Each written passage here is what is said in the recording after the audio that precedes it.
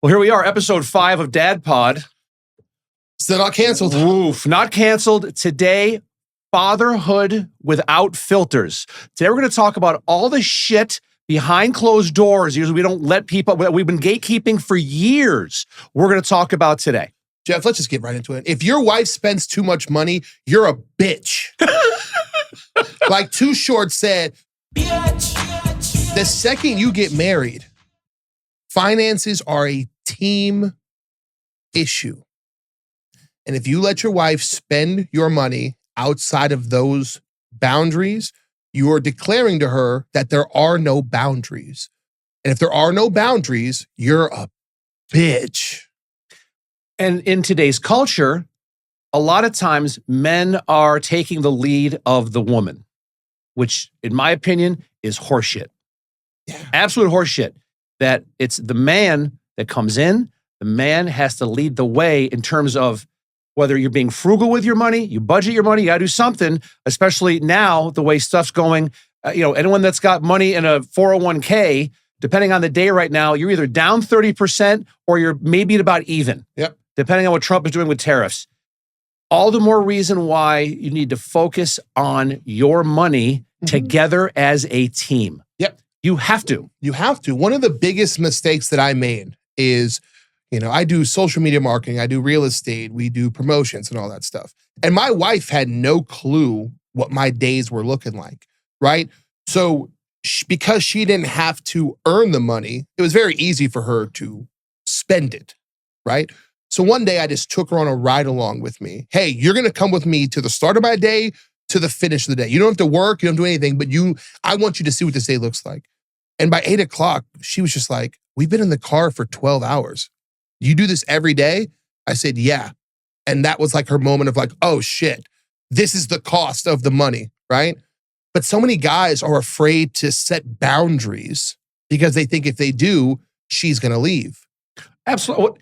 And also, y'all that are tuning in, if you're in a household where, if you're a stay-at-home dad, this conversation is not pertaining to you. Not for you. Not for you. If your wife is out and she's the one that makes all the money and you're at home taking care of the kids or doing whatever, we're not hating on you, but this conversation does not pertain to you at all. You know what? This is the unfiltered episode. I don't think stay-at-home dad's a thing. I think part of the dad responsibility is going out into the world and fighting the evils of the world. And that's just my opinion. Whatever, if you disagree, please call me fat in the comments. We don't care. But I think part of the job description of dad is going out into the world and suffering so your family doesn't have to. If you're at home, that's where comfort is. First comment's going to be, he looks like he eats stay-at-home dads. He looks like he stays at home and eats all day. I don't know. Fuck, bitch. I make money, right? He eats stay-at-home dads. He That's eats fucking funny. But yeah, I think when I say a bitch, what I mean is someone with no fucking standards, no courage. Oh, well, if I tell my wife how I feel, she's gonna leave me. If your relationship is that fragile, brother, she's already ready to leave. Yeah. Right? If you don't set boundaries, I guarantee you she'll walk outside of them. Yeah. Right? And that's how we end up with a lot of dads who are like, you've seen them, you've talked to them. Behind closed doors, you know how sad so many dads are? They've been a bitch for decades. Their wife has crossed and stepped on their boundaries so many times, they don't even know how to express how angry and hurt they are. Well, and then they get wrapped up into porn addiction. They cheat. They, instead of going home after work, go to a bar and sit there and drink their sorrows away, instead of cultivating and growing a real relationship with your spouse. That's right, 100%. If you're too afraid to talk to her, you shouldn't have been with her in the first place, right? If you're scared of your wife, you're a bitch. I wish I had a PhD in better words so I can describe this accurately, but I feel like, I think it's a word that everybody can understand. It's just, whatever a bitch is, that defines it. Being a male, an adult male, and being afraid of the woman you love, supposedly, I can't think of a bigger definition of a bitch than that. Let's talk about the unbitching of a subservient husband, father. Okay. And how do you go about doing that to say, because what I want to do in this conversation is recognize what's going on, but also give some ideas, give some glimmer of hope to these people to say, this isn't the end. No. With any type of challenge or problem, it's recognizing it first. Yeah. So if you're in that situation, what is it that someone can do to just get their way out of it? I spent the first, I think I'm a great person to talk about this. I spent the first 27, 28 years of my life being a bitch, right? I didn't know what it took to be a man, right? I would let girls walk over me all the time. I would let them take the lead. I would let them control my feelings. I would let them spend my money. I would end up hurt and just eating it, doing what you said, sitting in a bar till 4 a.m, drinking my problems away, right? Just doing everything I can to feel better, right? And I think the best way to fix it is to set boundaries for yourself. Like as a man, and every man's boundaries are the same. Your boundaries may not be my boundaries. But I think setting boundaries for yourself, acknowledging that respect is something that's important to you. And you have to acknowledge, okay, this feels disrespectful to me. I think that is the very first step. If you can't acknowledge where the boundaries of respect are, how can you ever tell somebody that you're feeling disrespected? Exactly. Right? Well, you have to also be vulnerable with your own feelings. We talked about this one. You've got to be vulnerable. Yeah. You've got to be, I openly cry in front of my wife all the time about shit. I'd rather do that than let it get bottled up. I mean, that's the worst thing you can do. That's how you become someone's bitch. Yeah. Is you are too proud, ego's too big, and you won't show your real feelings to your forever person. Yeah. And shame on you if you're that way. But you need to grasp that, and you need to take that leap of faith, because if she doesn't accept you for who you are, then she's not the person for you. See, I hear the words you're saying, right? And you and I agree on a lot of these things. But coming from the Black community, if Black men cry in front of the women of our culture, they will immediately see us as a bitch and reject us. One of the biggest memes ever is Michael Jordan fucking crying. Crying after holding the trophy with his dad. Like, it's such an extreme situation. But he wasn't crying in front of his wife, right? Fair enough. He was crying on his trophy with his dad. Okay. Right? But I mean, you can go on, scroll through Black TikTok or anything. There's these like conversations that people have about, well, what if my man is so soft and emotional? And it's like, what the fuck? I think a lot of young men in this country right now are growing up around women who reject all forms of vulnerability, right? So you and I are dating women who are a bit more old school, where when we come home, they're our peace. We can be vulnerable around them. I think these young men are growing up around women who have been taught to think like men. And so they see vulnerability and they're like, this is weakness. I must destroy it. Well, because they're getting a younger generation right now, they're getting bombarded with, guys in front of a rented fucking Lamborghini. Yeah. And saying, I got to grind and do it. Grind? Fucking grind. Yeah. I don't want to, I don't want to leave. When I come home at night, also I'm older, I don't want to be exhausted.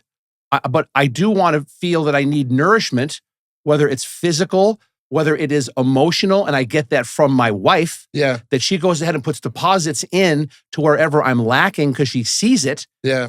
And so the vulnerability thing is tough because it all depends on your role, where you see yourself, and ultimately, what do you see with your long-term relationship growing with your wife? Yeah. But and the kids see this. To take on, and this is where we have a slight disagreement. I think you grind more now than before.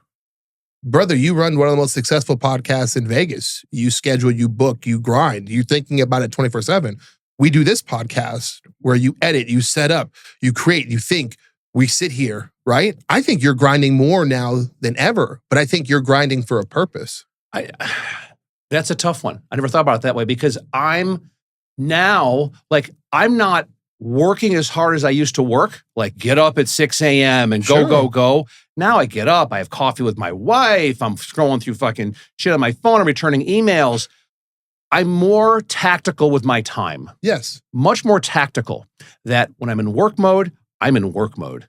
And nothing can stop me from that one. Yeah. But it's rare because I've now at a point in my life, I'm 55, I enjoy my life more. I enjoy, eating gummies with my wife. Flight Bites. God, shout out to Flight Bites.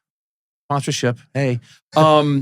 So or spending time with my kids that nourishes my soul. Now, me chasing money isn't a big priority anymore. And I'm okay. Yeah. Like, I'm okay. Would you say that to your younger self at 21, 22, 23, right? Because like you're speaking from a point of like, you've already reached success.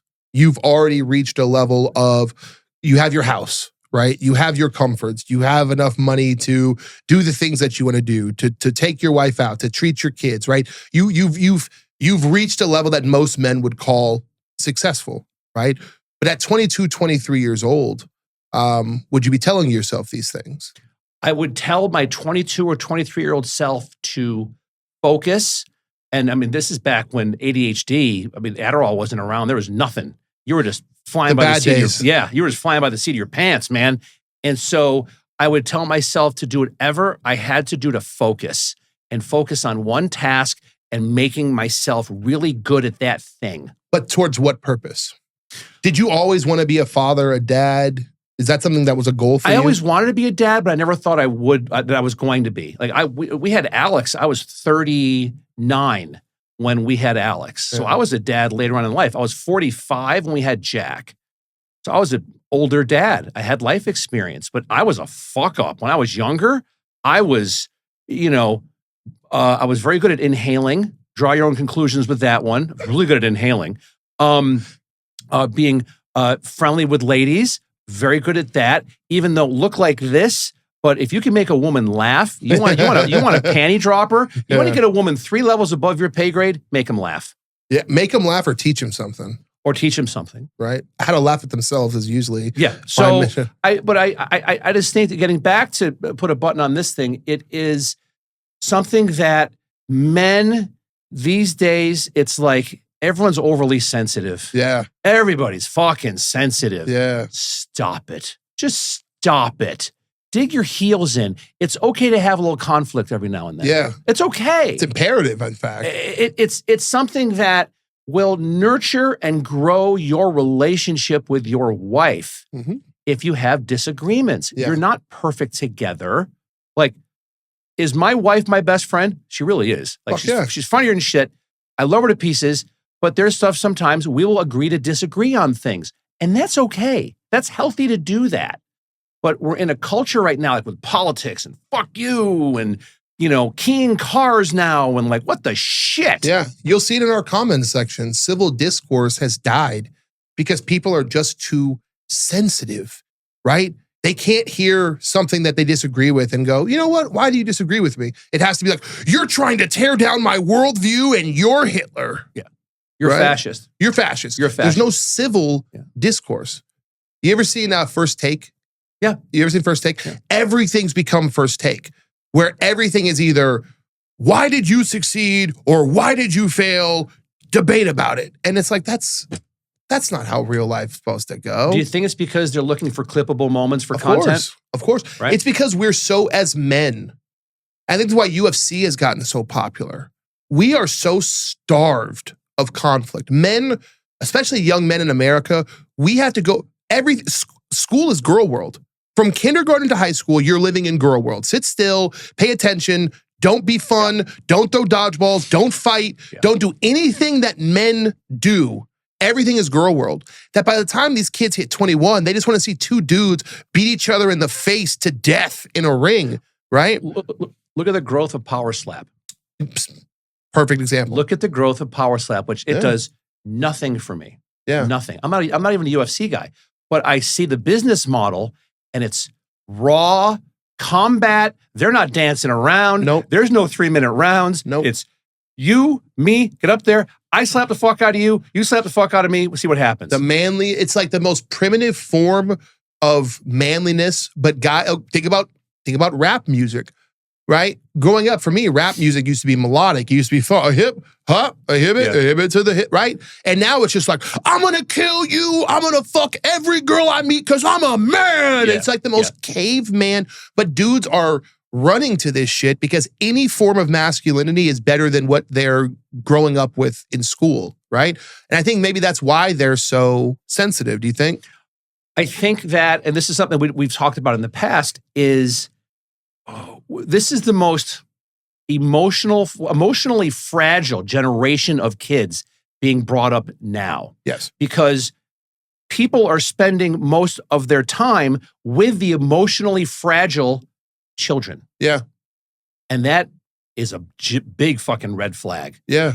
You are enabling the fragility. Yes. And those habits and that mindset where I teach my kids question everything. Yeah. Question everything. Don't get blown over by something. Go, oh, I can't do it. Do it for me. Figure it the fuck out. Figure it the fuck out. Figure it the fuck out and ask that person, whether it's your teacher, your boss, whoever, ask questions. Yeah. It's okay.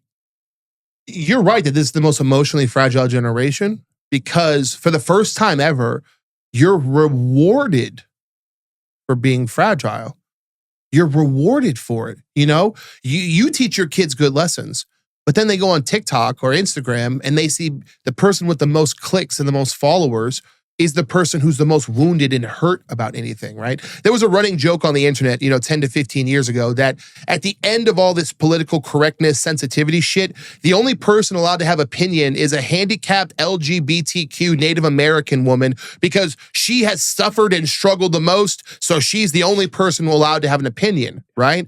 And I think we just keep, it's like this de-escalating well of opinions where it's like, first it was like, well, white guys, you can't have an opinion because you're at the top of the food chain. Then it was like, well, now all men can't have an opinion. And now it's like, well, if you're a woman and you believe it, and it's like, we keep going down the sensitivity ladder. Whoever has suffered the most or whoever is the most sad right. or fragile, that's the person who's lifted to the top of the mountaintop. Look at what's going on in our college campuses these days.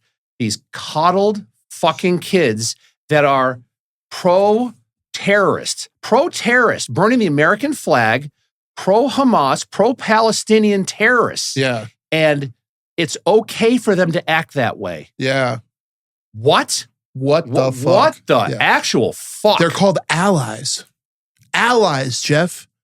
I can't name the school, but I went and did a speaking event at a school for young kids coming into the workforce and stuff like that. And as I'm looking around the school, me and my wife are just like, holy shit, there's nothing but signs to be an ally to this group, an ally to this group. Which group can be the most fragile and show that they need the most support, right? Like, however much help you need, that's what they're pushing in college campus. And they use the word ally. Jeff, what the fuck is an ally? You're my friend. You're my friend. But unless we're at war, I wouldn't call you my ally. Yeah. Who are we allied against? Right? Well, that's the insinuation is if we're allies, then who is the foe? Who's the enemy? Who is the enemy? See that? You see how one word, and it's like the most sickening propaganda, but this is why these kids are sensitive. They don't grow up. When I grew up, I learned America's the shit. We kicked everybody's fucking ass. Yeah, we did some bad stuff along the way. Everybody has their flaws, just like dads, right? Every dad you know has their flaws. The best dad you know maybe did drugs, cheated on a girl, beat somebody up who didn't deserve it, whatever. But at the end of the day, they were conquerors. They were winners. And we used to learn about winners. We don't do that anymore. My kid learns about who's the biggest loser, right? She's not learning that America were conquerors. She's learning that America are like bullies and bad guys. And I think, again, correct me if you see somewhere else, but I think that's why these kids are growing up so fragile.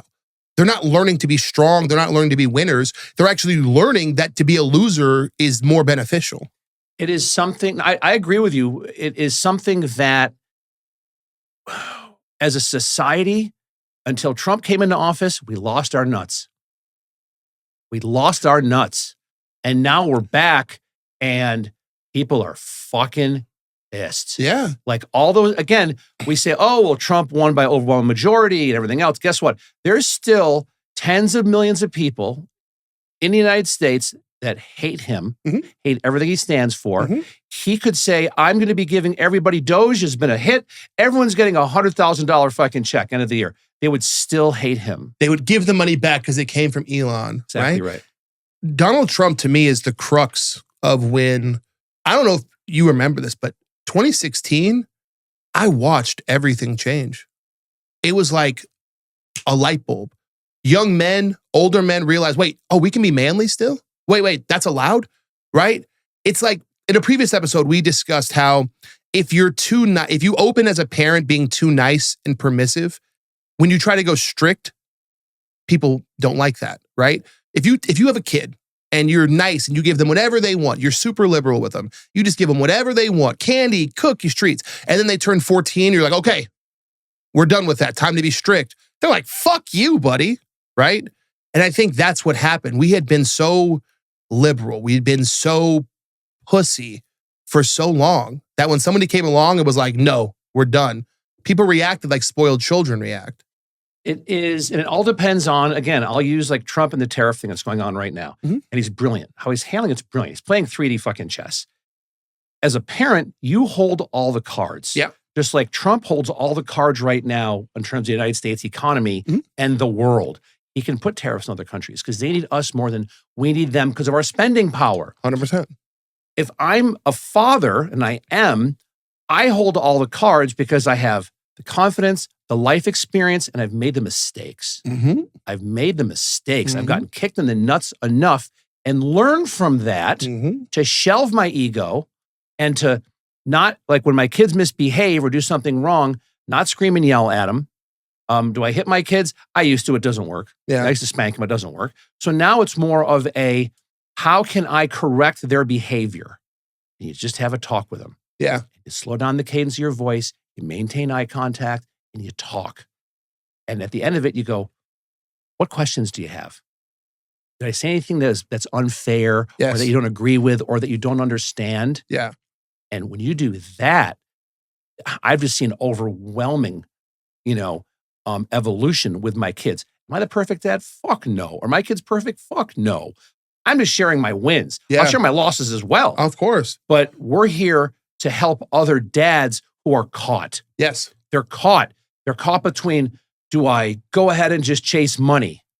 Do I go ahead and devolve and devalue myself as a man and let my wife run the show Yeah. with everything? Yeah. Like, no, don't do that. The world is built around, you've touched on something that in fact, as you're talking, I'm sitting here, my brain is revving. That's why I love doing the show with you. The goal of the world is to protect women from ever failing. That's quite literally little boys. You don't have to tell a little boy, if he has a little sister, I'm going to protect her. No one has to tell him. It's like an instinctual thing. I need to protect her from all danger and failure, right? Her brother, her father. Society is designed to protect them from failing. It's meant to keep them from ever hitting rock bottom because rock bottom looks real bad for them, right? Rock bottom looks a lot like a pole sometimes. But because of that, it's hard to teach when you've never failed. What you just said I think, is the most perfect description of a dad. It's not that you're always right. Me and you don't sit here and pretend to be always right. What we're saying is we have failed so many times, we can help you from being wrong. And I think there's a huge difference there, right? It's something that we're okay with what we've done wrong. Yeah. We're okay to talk about it, where a lot of dads are not. Yeah. A lot of men are not okay talking about their failures. Yeah. If you look at any of these, and again, I could be wrong, but any of these guys, Grant Cardone, Brad Lee, all these guys that are out there selling you some type of dream, they're selling a mindset. How often do they talk about their failures? And don't talk to me about, I was homeless when I was 16 years old, or, we all lived in my mom's car. No, stop it. Your real failures. I want real, idiosyncratic, detail-laden failures. Yeah. What did you do? I got in this much money. I spent it all on this. It was all gone because I was impulsive. And I've learned now not to be impulsive anymore. Like, that's a big one for me. Yeah. Is impulsivity. Yeah. The same spontaneity that makes women are attracted to spontaneity, right? They're attracted to your lust for life. And it's very hard to shut off the thing that's made you successful, right? But that spontaneity will be the death of you.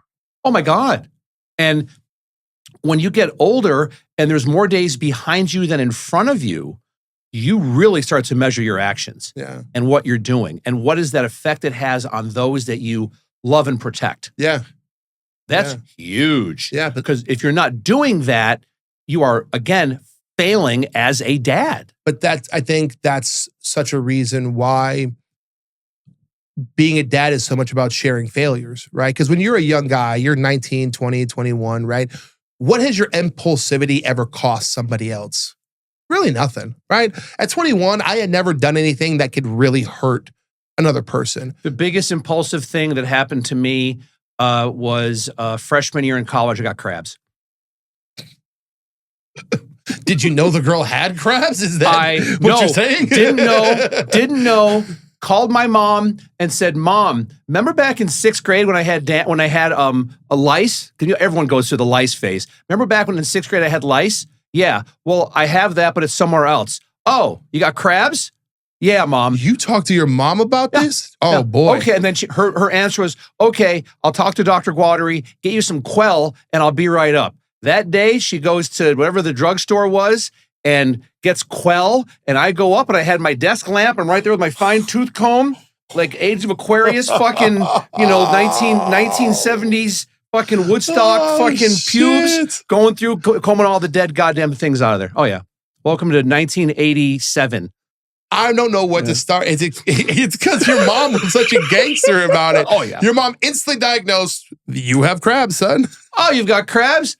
Okay, I'll call Dr. Guattari's office. Not, you have to go in and see the doctor because of insurance and all that. Yeah. I'll call the doctor, tell him you have crabs, and I'll be right up. The good old I'll days. go to Wayne Drugs in Canandaigua, New York, pick up your Quell, probably tell all of them, this is for Jeffrey. This is for Jeffrey at St. John Fisher College. He's got crabs. Whatever girl gave Jeffrey crabs, thank you, because you fueled an excellent story and here. The worst part is I have no idea who it was, but yeah. But your impulsivity only hurt you. Absolutely. Right? Absolutely. Now imagine you're 38 and you're impulsive and you give your wife something, right? Now you've hurt somebody else in multiple ways. Yep. Right? And I think that's where, when you talked about failure earlier, to me, failure isn't hurting yourself. That's human instinct to just destroy ourselves. When you hurt somebody else, that's when you've actually failed, right? Yep. And I think at our age, we have both done that. Absolutely. And it's what allows us to, we're up here just sharing failures. I did a story the other day, and I think you liked it, right? I think we hit something where it's like, whenever I listen to The View or a woman's podcast, it's always about why they're right?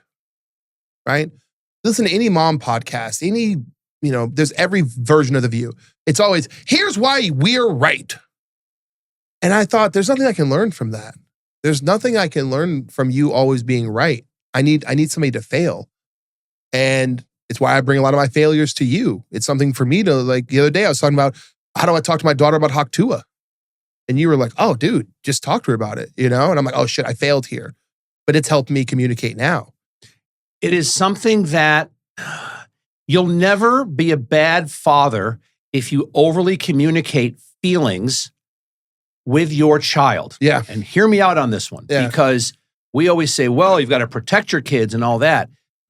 The more often your children see you vulnerable, then they're going to be vulnerable with you. Mm-hmm. So my kid, hopefully, when dealing with something of an adverse, confrontation is happening, will come to myself or their mother or their stepmother about it to go, hey, this happened. This is what I did. I want to let you know. Yeah. I preach to my kids, my third rail, the one thing do not do to me is lie to me. Yeah.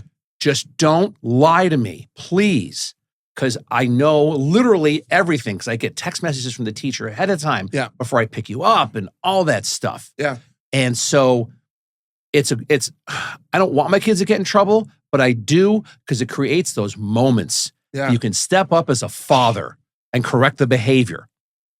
So sometimes I swear, like, we have like a psychic link, right? Moms want to help kids avoid mistakes. Dads want kids to make mistakes so that they can help them deal with the consequences, right? My mom, love her to death, love her to pieces. To this day, she tries to coddle me. Anytime I try something new or something dangerous, she's always there to tell me what could go wrong, to protect me. That's just her natural instinct, right? And your dad's like, go do it. Go do the dangerous thing, right? Do it in a safe environment. Don't be reckless, but do it my dad wanted me to fail so he could teach me the consequences of my actions. Gen X is the ultimate figure it out generation. The ultimate. We were out, all hours of the evening. You're going all over town on your bicycle, getting into all sorts of trouble, standing out in front of a convenience store, Lower Convenient, Paris Street, Canandaigua, asking people that you knew sometimes to buy you beer. Or also it was Beech Nut chewing tobacco.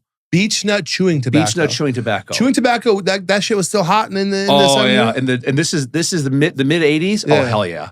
Chewing tobacco. Oh, yeah. You'd get sick and I'd fucking get nauseous. It was Love awful. I'm like, this is not cool with a giant fucking Chaw. cheek of horse shit in your fucking Baseball mouth. players could still chew that, Yes. right? Yeah. Well, so it's just, but that generation I know is, still here with me, but I teach my kids in a very Gen X way that I'm very much, I let them fail and I watch them fail. Yeah. Do I want them to fail? No. But then I'm even more proud. Like my daughter was in a dance thing they had at LVA last weekend. Mm-hmm. We go, since she's been in performing arts since she was probably 6 years old, I cry every time I see her. Every fucking time I see her on stage, tears are coming down my face because I'm so proud of her. Yes. And she's probably not the best on stage.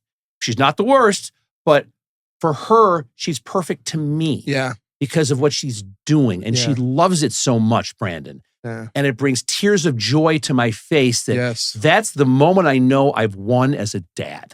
Man, fuck yes. Both our kids are in band, right? It's one of our great unifiers rather than being strikingly handsome.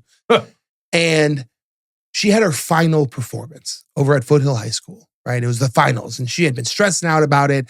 She had been breaking down, having these huge anxiety attacks about it. And she went on that stage and they got 4th place or something like that. They didn't even win. But to me, it didn't matter. I'm tearing up, right? And my wife's like, why are you crying? And I'm like, fucking look at her, dude. Look at her. She's worked a year for this exact moment. And here she is on this stage, giving it her all. And like pride in yourself feels gross. But pride in your kid is like this overwhelming sensation. It's like a mix of like joy, fear, hope, all that in one. And until you feel it, it's like over. I didn't know what I thought. I didn't know why I was crying until you just said something. It's the best. Until you just said what you said, I couldn't explain to my wife why I was crying, but it was pride. It was like, look what you've done. It's the culmination of all the work you've done. And, the mom as well, the stepmom, stepdad, if they're in the picture, to see this is what in this little snapshot, the child that you're raising, living their best life. Wonderful. This is what the suffering was for, right? Hell yeah. One of the big things we want to get across to younger generations is like, cars are great, boats are great, traveling's great, all that stuff, the lavish life. Anybody who tells you that fuck them, that they're wrong. I've been poor. I've lived the lavish life. The lavish life is great. Don't let anybody tell you differently. But that's not the reward. The reward for all the suffering is watching the kid you love do something great. That's the reward. It could be football. It could be band. It could be poetry. It could be anything. That's the reward. Absolutely. That's it. That's what everything puts together. Okay. Next topic, and this is extremely serious because we've had all these people have said, you talked all about where to find single moms, but it's come up a few times in the comments. Women have said, where can I find single dads in Las Vegas? Jeff, I consider you somewhat as an expert on this topic. Jeff's out there looking for single dads, if you don't know. Jeff, where in Las Vegas do single dads go? Number one place is Hank's at Green Valley Ranch. The best happy hour in town. Jesus Christ himself said, "Thou shalt make dirty martinis," and touched Hank's. Touched Hank's. I think they hire 6-year-old North Korean children to stuff the blue cheese in the olives because they have itty bitty fingers. Yeah. And so they're using like illegal migrant laborers, Something's going on, kids. Hanks. Yeah. They're using child laborers to go ahead and stuff the olives there. And it's just a great mix, and it's a lot of guys that are there. And you know what the dads look like. Yeah. You know, because they have that look of, or they're checking their phone, like texting with their kids. Or they're flirting with one of like 7 super attractive waitresses that work there. Yes, who want nothing to do with them and are looking at them as a fucking paycheck, and that's it. But they're so friendly. But they're so friendly. Oh, please. And so that's a big one. What's the name of the cocktail lounge on like the 33rd floor? It's like it's Sky Bar at the Waldorf Astoria. Yeah, Sky Bar. Phenomenal place. Yeah. Phenomenal place. Yeah. Now, again, I'm picking places. Again, I'm older. These are places that are not 99-cent gin and tonic These places. girls aren't looking for broke dads. They're looking for men of means dads. So it's men that are there that have money. And also it could be maybe they're here, maybe they're traveling and they're staying here for a little bit. But guess what? Don't be afraid. If you're a single mom looking for a single dad, I met my wife on Bumble travel mode. She was in Tampa and we just made it work. And now she's here and we're married and happy as shit. So just because you meet somebody and they say, oh, I'm just in town for this, but yeah, doesn't matter. Yeah. If it feels right, you need to double down on There's that. no extent people won't go for love, right? No. So I would say, so my answers are the top 2 places in town are Hanks and Sky Bar. Can I add one? Yeah. Red Rock Country Club or any country club in Summerlin. TPC. I mean, you probably, no offense, ladies, but you guys probably can't afford to get on the Wynn golf course, so I'm not going to mention that one. But I think any golf course in Summerlin, you got a good chance of finding you. Here's the move. If you're a single woman and you're looking for a single dad, what you want to do is talk to all your friends. Do they have a social membership or a full membership at one of the nicer country clubs or the clubhouse here in Vegas? Yeah. Go on a Friday night be the wing woman to your friend or friends to happy hour on a Friday night at one of the tons of country clubs we have here. 100%. And you 100% will meet a single dad. So, Hanks, Agree Valley, number 1, obviously easy. Sky Bar at the Waldorf, and then Country Club in Summerlin. Don't go one of the brokey ones. No offense, I'm not going to put them out there, but don't go to the brokey ones. Anthem, Dragon Ridge, all of these work. All good. Anthem Country Club, guys. I think, no, fuck that. Let's come stronger than that. Single dads are killing the dating market way more than single moms are.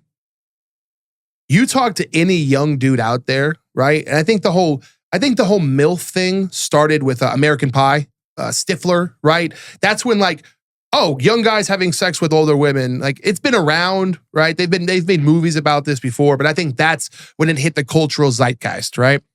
And so they do all these pushes, all these movies. If you look at porn, MILF porn is like one of the biggest searches out there, right? Everybody has this giant Oedipal complex and all that shit, right? I think single dads do better on the dating market than single moms do, right? Because I think young men are trying to have sex with these women, right?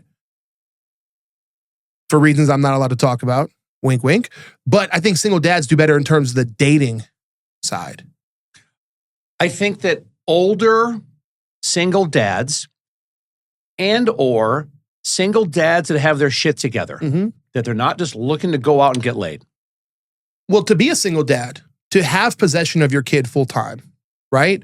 It shows that you're responsible, you like children, your children like you. It's a huge signal, right? To be a single dad, your kid had to choose you. The courts had to choose you. You had to actively want this. And I think it's all the signs women are looking for. A man who's responsible, financially capable of taking care of a kid. And more importantly, women always love social validation. They love men who are already validated.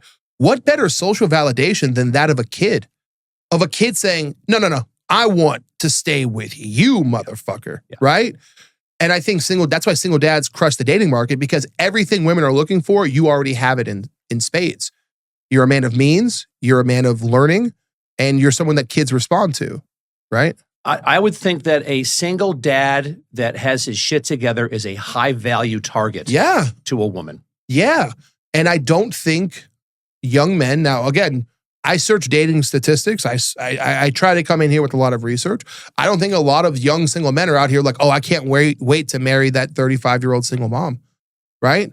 I think they would love to have sex with her a lot, right? I think it's hot. I think they find it, there's a certain like taboo appeal to it, but I don't think they're like, oh yeah, definitely want to settle down and marry this person. It's something where if they're overly fantasizing Mm-hmm. that type of relationship, which is just for sexual intimacy, and that's it. Mm-hmm. Which as soon as you nut, it's over with. Yeah, You're fantasy's done. over. Yeah. You're done. And everyone goes through their hoe phase. Everybody. I was married for 13 years, went through a little hoe phase, but then got out of it because I was like, ugh. Especially in Vegas. And if you have a couple bucks, there's women that just want a free dinner from you. Yeah, which is, does it, I'm going to use a word, but we're being unfiltered here. Does it ever gross you out? Did you hit the gross phase? Oh, yeah. Right? Oh, yeah. I had a girl who we went to Bazaar Meat. She's ordering everything, Yeah. fucking everything. And I'm like, and that's when it hit me, where I was like, this is not cool. This is not cool. This is not cool. Yeah. She had like 2 doggy bags. Like, I think this is like 4 years ago. She's probably still eating leftovers from that meal. Right. She's trying to feed herself. Shrimp cocktail. I'm Yeah. like, really? Really? Did you get a comma? Did you hit comma in the bill? Did you hit a comma? No, but close. You didn't fuck up some commas? That's Yeah, what rappers call it. No, but close. But that's when it hit me. Yeah. And I'd been dating then for a couple of years, and I was just like, this isn't for me. No. And I was never someone that said I date with intention, but I dated then through making mistakes Yeah. as a single dad, and I knew much more of what I wanted. And if the allure of sexuality was the first thing, I was out. That's when I stopped that. Yeah. Because that's always, because here's the thing. I forget who said it, but it was a girl, and it was in a clip on Instagram, and she said, if you take me out to dinner, you make me laugh, I find you attractive, we get along, there's a really good chance we're going to hook up. Either maybe on that date, the second date, the third date, but it's going to happen. That grosses me the fuck out. It's going to happen. Don't put on all this fake facade shit Yeah. to try to impress me. Just be you. They say that, but I worked in nightclubs when guys tried to be themselves and very quickly got rejected for not being who these girls say that because they've never had to be somebody else. Well, that's also because they're in nightclubs.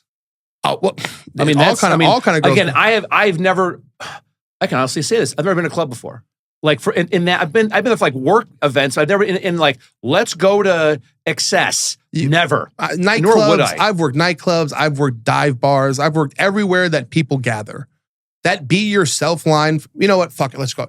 Girls say be yourself because they've never had to fucking be anybody else. They've never had to completely reinvent themselves from the ground up for the sake of getting a good spouse. Now, are there women out there who reinvent themselves so they can have a more successful life, buy nicer things? Yeah, but they're not doing it for you. Right. They're doing it for them. Right. Guys can't be ourselves unless who we are is somebody you want to fuck right now, right? Do you want to give me a blowjob as who I am right now? No, then I can't be myself, right? I think that's one of the worst pieces of advice that young guys get, honestly. Remember when we talked about happy wife, happy life? I think be yourself is on the same level as happy wife, happy life. If you're a guy listening to this, be yourself if who yourself is fucking awesome and gets laid. If that's not who you are, you're going to need to be somebody else. Is it better for single dads to date younger women who bring youthful exuberance or women their age who understand their struggles? Jeff, knock this one out, man. Knock this one out. It is better to be with somebody who, again, I did younger women. Yeah. Right? And I'm in my 50s. I had women in their 20s, 30s, 40s, 50s. And my wife is 45. She's 45. 44 or 45. 45. 45. And no, sorry, 44. Born in 80. And I have the best of both worlds with her. There's a 10-year difference between us. But Brandon, she has that youthful exuberance. Yeah. I tell her she's like Thumper, the rabbit, the Thumper from Winnie the Pooh. Go, go, go, go, go. Your references, I understand Right? your reference, She's Thumper. but we're fucking dating this Right. shit out of Oh, God. ourselves. She's fucking Thumper. She just is always in a good mood, Yeah. always happy, has an infectious laugh. Yeah. Like she's got this youthful exuberance about Yeah. her, yet she's been 44 years on the planet. Yeah. So she's been through shit. She's seen shit. And so I love her. Like she's my sounding board for a lot of shit Yeah. because she's also been a lot of life experiences, what she has.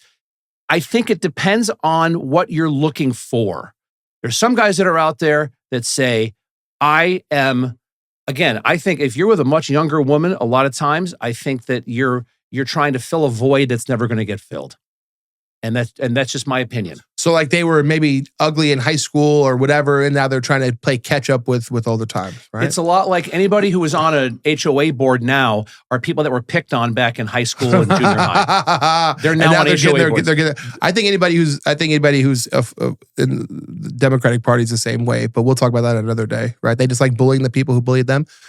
What age? Because you said like any guy who's trying to date younger. I think for me personally, I don't like dealing with women my age, even as friends, because they're always miserable.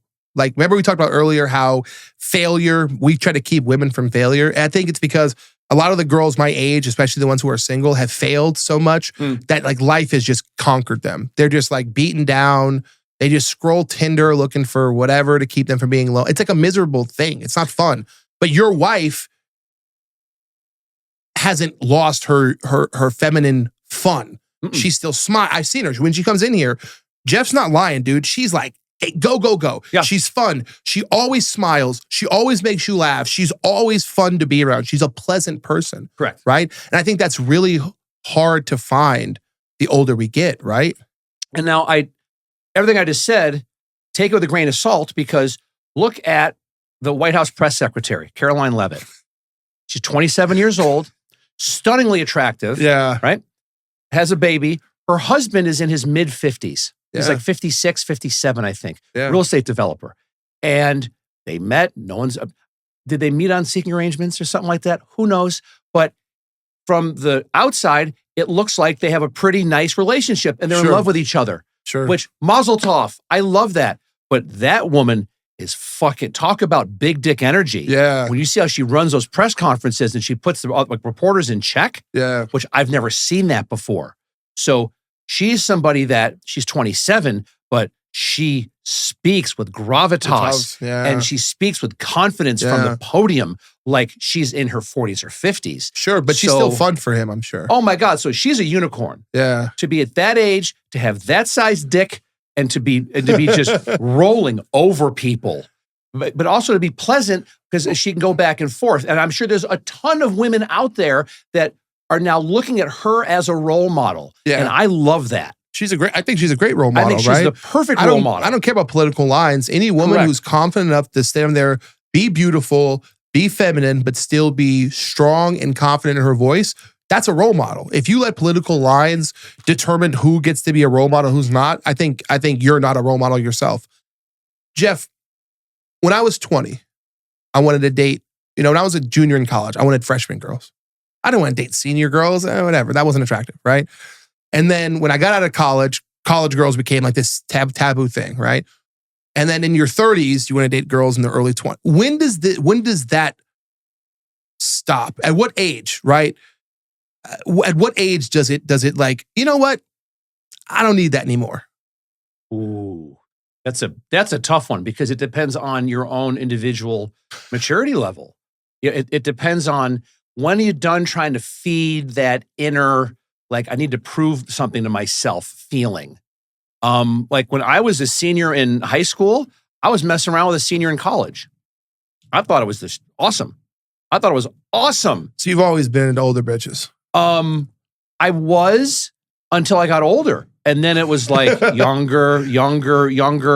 I mean, my wife, my ex-wife, she's 7 years younger than me, My wife now, Brandy's 10 years younger than me. Yeah. So, and yeah, like when I was married for 13 years and in a relationship, got out of that when I was a hoe phase, and I've said this before, to me, it was like going to CarMax to figure out how much my car was worth. When you start going on dates and you've been off the market for years, You want to see where your value's at. next thing you see are these attractive women that, whether it's on the dating sites or through friends, whatever, and you start going on dates with these women, you're like, what, really? Like, you want to go out with me? Fuck yeah. Let's fucking Yeah. go. Let's Yeah. fucking go. Yeah. So I really think it depends on where you're at in terms of your levels of maturity. Yeah. And I think people now have their shit together a lot more than when I was younger because of the internet, because of just now information is getting passed at lightning speed. Slight disagreement here. And I think it's just a disagreement of opinion, right? Are there a lot of men who date younger women for their ego to say, like, I can do that? Yeah, we see 76-year-old rich white dudes dating 25-year-old, porn stars or actors, whatever, Celine Dion, whatever. You see that all the time, right? But I think there's like an exuberance. I think younger women are more attractive because life hasn't beaten them down yet, right? As a man, you come home, Well said. every time you leave your house, it's you versus the world, right? The second you walk out of the door, it's you versus everybody, right? And so it can be stressful and it's not fun. Being a man is not. Movies try to make it seem like it's the most fun thing and they pitch it to women like, be a man, it's so much fun over here. It's fucking not, right? And I think guys like coming home to a wife who's just like fun, who's just fun, because it's like the only interjection of fun we get in our day. There's nothing better as a husband than to come home to a wife who's fun Oh, it's the best. and will, even though she, like at least with Brandy, she works a full day. She's a hospice nurse, Yeah. so she's dealing with death All day. all day long. Yeah. Comes home, makes dinner from scratch. We have dinner at the table, no electronics at the table, That's smart. and we do that. And then afterwards, her and I have a couple gummies. Shout out to Flight Bites. Hey. And we get high as shit together. And now we lay in bed and we're binge watching Eastbound and Down. Eastbound and Down's funny as And fuck. Danny McBride's, I said it before I posted, Danny McBride's a fucking national treasure. Eastbound and Down might be like it to me. It might be the funniest TV show ever made. Oh, I can rewatch that shit 100 times. Kenny Powers is such a dick, He's the best character ever. but it's the best. And Best so character ever. for me to enjoy that with her, Yeah. that we both laugh at the same stuff and we hold hands in bed while we're watching that and we're enjoying our high together, to me, that's worth more than anything in a bank account or Yeah. or personal possessions, that I have that with this person, and that affects how I parent. Yeah. That affects how I parent my stepdaughter, my daughter, and my son. Is Yeah. I'm coming from a place of stability and happiness and joy. Yes. It's so hard to teach young guys this too. Like, hey, dude, joy is a huge thing. I know right now a lot of you are miserable and anxious and all that stuff because there's no joy in your life. Think about that. You're a young man in America, right? You're 28, 29, 30. You're dating a girl. She's working 50 hours. You're working 50 hours. You come home stressed out, wanting to complain about work. And what do you meet? Another person who's coming home ready to be stressed out, complaining about work. So you don't have room to vent because obviously she needs to vent. Or now both of you are venting. That's fucking awful. Where's the joy? Where's the fun if you're both coming home stressed out, miserable from work, right? On the opposite end of the spectrum of men wanting women to be fun and exuberant, I think on the opposite end of that spectrum, dads have to be better than the women they're with because women are only attracted to men who can teach them things. We date younger because we want fun. We want somebody who's going to make us happy, someone who doesn't hate us. Women date older because they love more than anything learning about themselves. When they're freshmen in high school, they want to date seniors. When they're seniors in high school, they want to date college guys. When they're freshmen in college, they want to date seniors. When they're seniors, they want to date the teacher's assistant, or nowadays, the fucking teacher, right? And the reason I asked you the question earlier about what age does that switch, because there reaches an age where women are no longer attracted to younger guys. I don't know what that age is. I would love to have a woman comment and tell us what that is. But there reaches an age where like the older man fetish dies off, and then women want younger, right? I don't know if it's 40, 45. I don't know what at age, but they want younger, much like we want the reverse. But for most of women's lives, they want someone who can teach them something. She has to believe that you're better than she is, right? Your wife, smart as a whip, successful, but there's something about you where she said, this man can show me something about myself. This man can teach me something. What do you think that thing is? What do you think that, and you don't have to, if it's too intimate of a question, I get it. But what do you think your wife is trying to learn from you? I think it's confidence. And I could be wrong, but I think it's confidence that when I met her, I was going through the final days, literally, of my mom being alive. Like, I was going out to Tampa, Florida every other weekend for 4 months, because that's when I didn't have my kids, and I was going to take care of my mom, who was dementia because of advanced UTIs, and she would get better in the hospital and then go back home and go right back again. It was ping pong over the course of 3 months, September, October, 4 months of me going out there and taking care of her. And that's when I decided, in doing that, I'm like, I'm on Bumble. There's really nobody here that I have a connection with, or they with me. So I hit travel mode and went on a few dates with girls out there. First date with Brandy, I knew. We just connected, but I was at my most sincere and vulnerable then. Do you remember anything you said that piqued her interest, or anything that you did that made her kind of like you could feel the attraction hit with her? I'm hung like Mickey Mouse, but I'm really fucking funny. Disney.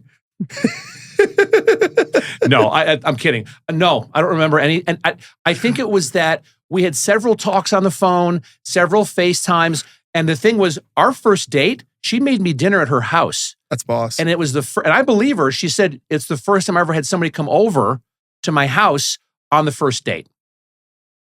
And I believe her, and it was awesome. Yeah. And so that was, from there, it was, and I still, like, we had the first date, and it's just from there, nobody else. I'm done. I'm done.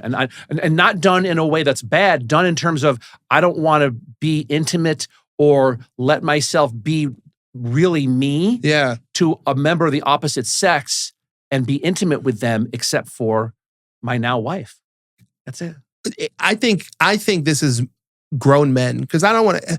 Women get this thing where they confuse every male with being a man. No, sweetie, there's males and there's men, right? I think the greatest trait of men is when we find happiness, when we find a partner who, like, you know what? No, this is it. There's no grass is greener with us. No, you make me happy. No, I'm done with every other date. You make me happy, right? I don't need to, you hear all these stories about girls right before their wedding reaching back out to past lovers to see if, like, maybe there's like this, there's always this fear with them that they didn't find the best, right? And then with guys, I don't think we're like that. I think you found your wife and you were like, no, you made me dinner at home. I love being around you. You're sexy as hell. That's it. I'm done searching, right? There's no double checking with the grass is greener. I think that's such an attractive trait. I think it's one of the things women are most attracted to us about them, is that when we like you, sweetheart, I fucking like you. This is how I know that she's the one for me, is that she has a tracker on me. She has it on my stepdaughter. She knows when I break heavily. It's fucking hilarious. Whatever this app is she has. And I could give two shits if she knows where I am. Yeah. Because she knows where I'm at all times. I have a thing to just, like, follow my whatever on iPhones, and I can see where she is. She likes it because she says she gets an alert when I'm within a mile of being home, and it makes her happy. That's cute. Because I'm close to being with her. That's cute. And so anybody now, younger Jeff would have been like, "How dare you want to know where I am? Trust issues." What are you talking about? You're fucking psycho. What's wrong with you? Well, no, actually, that means that you're not ready to let yourself be vulnerable and trust that person with your physical health, so you're okay. Yeah. That's all. I think getting older is falling in love with people's psycho. Right? My wife's a psycho. I told you the other day, she'll just come up to me and be like, hey, I need attention right now. Hey, right now I need attention. And it's like, younger me would have been like, oh, this fucking needy bitch. Like, oh my God. Now I'm like, yeah, I can't wait to give you my attention. It's you know? wonderful. Like when I'm done here, I'm gonna go home and dishes and laundry because they're piling up. Yeah. And so I'm gonna do it. My wife is usually the one that does that stuff. I'm gonna have a little surprise for her. I'm gonna do it for her. And she didn't ask me to do it, which is gonna even bigger points. I'm gonna go home and send you a video. I'm gonna do that too. I noticed today that the dishes were piling up because she had a migraine last night. I'm going to go do the dishes and I'm going to send you a video of me doing the dishes, Jeff. And we're going to talk about if I get laid tonight because of you. Absolutely. Tune into the next episode to see if Brandon has sex tonight. Good hell. Jeff, what is one thing another dad can do makes you instantly lose all respect? I would say it's overuse of electronics is a big one. If you're not putting your kids, your spouse first, and you're on your phone. Yeah. Like if you're, what I can't stand, this drives me up a fucking wall, is if I'm out to dinner, like I'm with my wife, and I watch people all the time. Yeah, it's the And best. and I'm looking at somebody, and I'm looking at a husband and a wife, or they're together, and they're just on their phones. They're not talking to each other. They're not having a drink. It's gross. It's disgusting to Yeah. me. What's even worse is they're on their phones and there's the two kids and all you see is Fucking, a screen.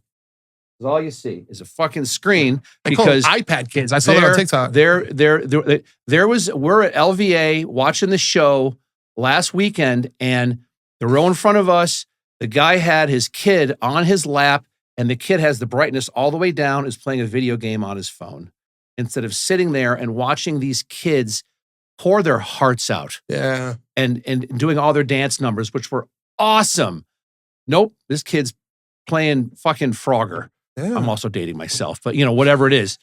So Frogger, Thumper, let's keep Thumper, Frogger, Mario Brothers. The other day I told my wife the car's a hop, skipping, a jumping away. And she looked at me and she goes, who the fuck are you? So I was at my doctor's yesterday and I have back issues and I got to have surgery sometime. And she said, you can go to pain management. And I go, that's just putting a finger in the dike. She died. I go, I guess I'm not supposed to say that. There's people watching right now who aren't old enough to know that dyke doesn't mean what they think it is. And that's funny as shit. A dike isn't LBGDGQ, whatever. It's like a dam. It's a dam, people. It's a dam. It's a dam. Yeah, it's synonymous for dike. I have a lesbian little sister. She puts her fingers in the dike too. See? Oh my God. So yeah, it's just, and we'll wrap up because I'll like to keep stuff at an hour. But y'all, if there's stuff that we talked about that touched you, let us know. If there's stuff that we're not touching on that you want to hear us talk about, let us know. I'm not doing one of those like, comment, subscribe. No. Fuck that. If this touches you in a way and you want us to go dive deeper, we will. On your behalf, we will. Yeah. If there's a topic that we didn't touch on enough or a topic that you guys feel like we're skating around, throw it in the comments. Jeff and I will quite literally talk about anything. Anything. We have no fear of a group, a mob, a crowd of cancellation. Like, we'll bring the heat, man. That gives enough time for Scott to clip that, to post it. All right, brother. Thank you. Thank you. Another good episode on Good The Journey, stuff. man.